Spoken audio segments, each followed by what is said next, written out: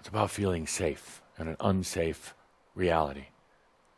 This reality, amazing, sensual, but very unsafe. They didn't tell you that before you came here, did they? Very unsafe. So let's take a deep breath and let's explore safety for the moment. Lights down. And between now and our next gathering, I'm going to ask you to be conscious about safe. Not trying to make things safe because, well, you really can't. You can't make the world around you safe.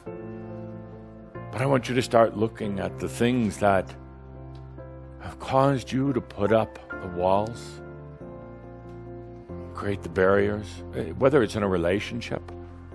I know relationships are supposed to be all love and happiness. There's a lot of unsafety there. And you know exactly what I'm talking about. Looking into the things like jobs, your body, as you become more and more conscious of how you've kind of shut down or created artificial solutions for safety. Oh, abundance. We didn't even talk about abundance. Your eyes open, Carrie. Busted. So busted. I am your safe space, darling. So, we didn't even talk about abundance, safety. Here you are, masters, a true master, a blessing, but in a world that's pretty unsafe. Not to mention your own aspects, past lives. Take a deep breath.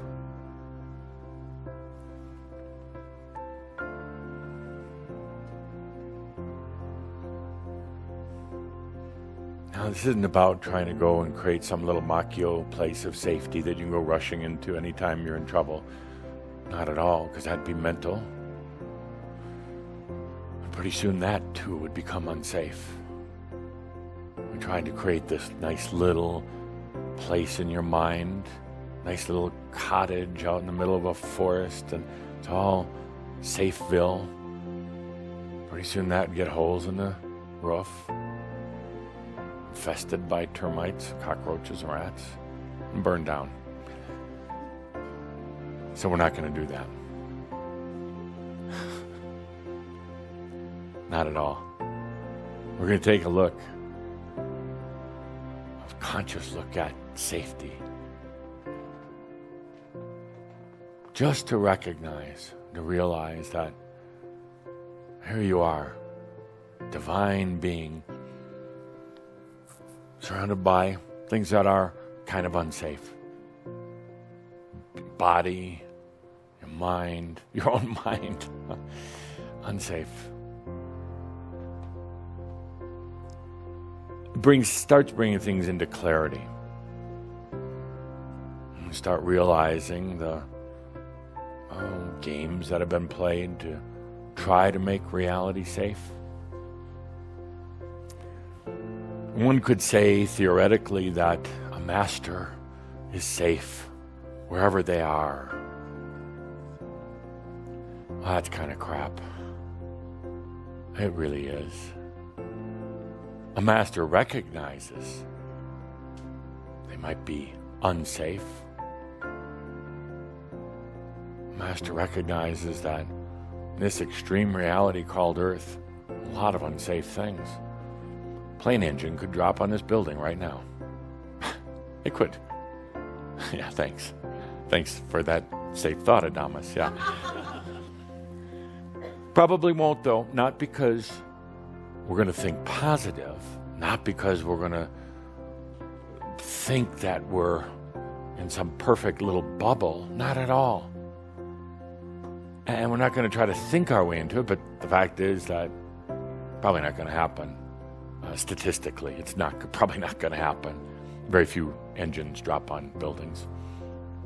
So it's probably not going to happen. It's about recognizing what you've done to try to make yourself feel safe. Could be your house, making that kind of a safe space. On our survey, I forgot to ask you on that list there with food and government and your car and your partner, forgot to ask about old Adamus. Don't answer. Keep it to yourself.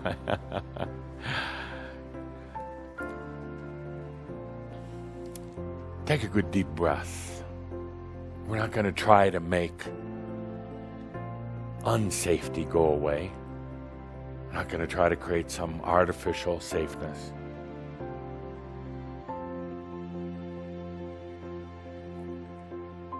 As long as you live here in this body, in this reality, there's going to be things, there's going to be factors.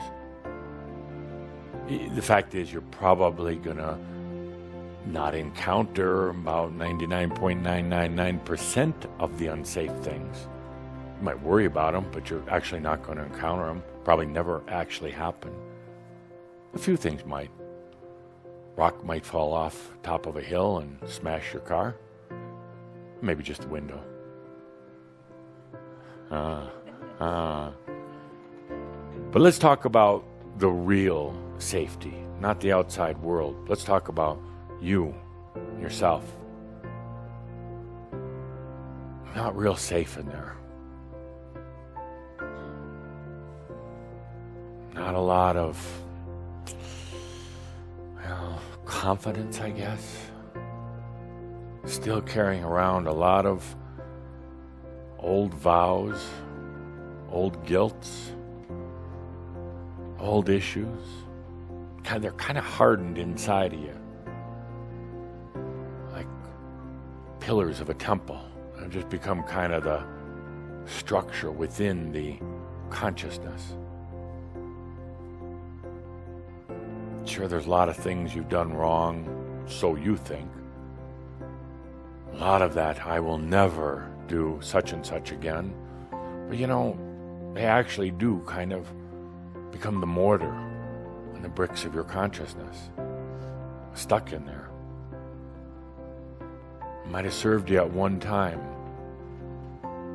That's a long time ago.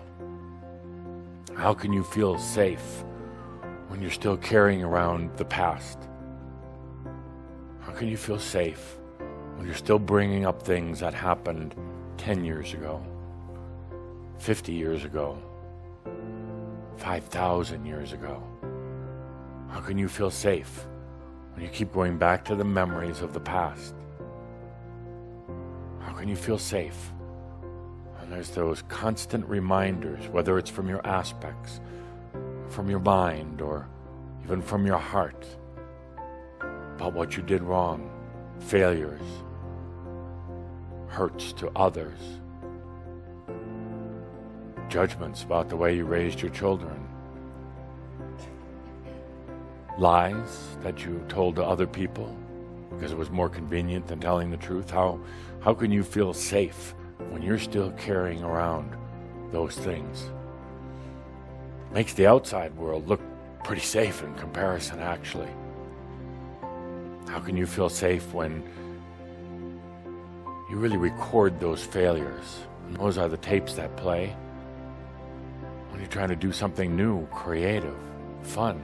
When you have these tapes playing from the past. I failed at this. It's not safe in there. Not safe. When the mortar, all the bricks of your consciousness, there's things like guilt and shame, loathing, judgment, and it keeps together a very false house of consciousness. I say, but if I take away that mortar, all the walls are going to come tumbling down, and we couldn't have that happen now, could we? What would happen to me then? Plus, you're invested in all the bricks and the mortars of your human consciousness. So you just keep adding more bricks and more mortar, hoping that someday this craziness will end. I can. It's going to cause a big rearrangement of things. It's going to cause those walls to come tumbling down. But, my dear friends, what if those walls came down? Even if they come tumbling down, on a tremendous implosion, dust, debris everywhere. But when that dust and debris cleared, there were no more walls, no more prisons, no more fears, no more feeling unsafe. What if beyond these old walls and bricks of consciousness was a true freedom of the I am? Even in an unsafe world, but no longer unsafe within yourself.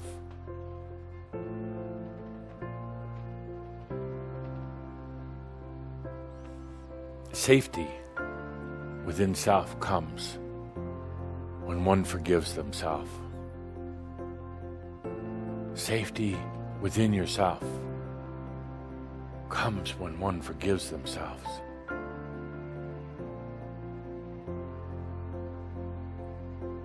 Forgiveness may be not what you think it is.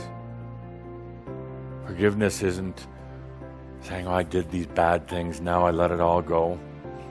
No, dots can't be connected that way. What forgiveness in mastery is wisdom. You see, wisdom. When there is such a wisdom in you, wisdom, first of all, that you're never going to do those things again that you did before. You're not going to repeat it. Wisdom that you've learned from each and every experience. Wisdom that you're not going to be going back into low consciousness, dense consciousness. Wisdom that you are divine. Wisdom that you exist. That's the core wisdom, which all other wisdoms come from. I exist. You see, even with the simple I exist, I am, that is an expression of forgiveness. I exist. I am that I am. That is forgiveness.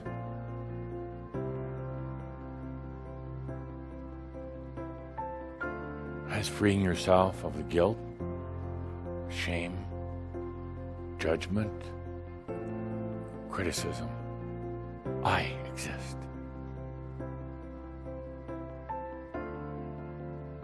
That is the forgiveness.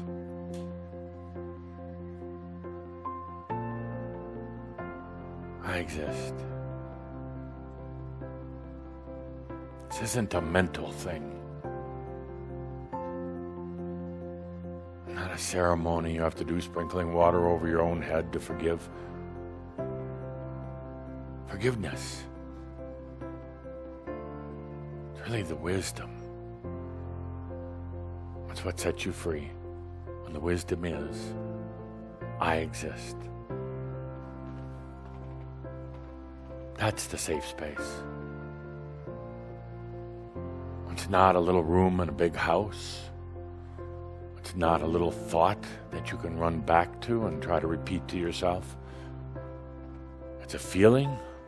It's a reality. It's a knowingness. That's the safety. Take a good deep breath. One cannot feel safe when they are not forgiven within themselves.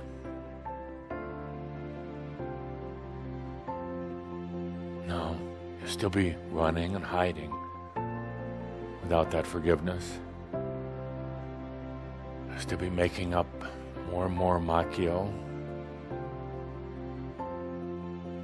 keeping yourself overly busy and occupied. You don't have to face this deep, deep thing within. The forgiveness, the wisdom, the release. Take a good deep breath. Good deep breath into this moment.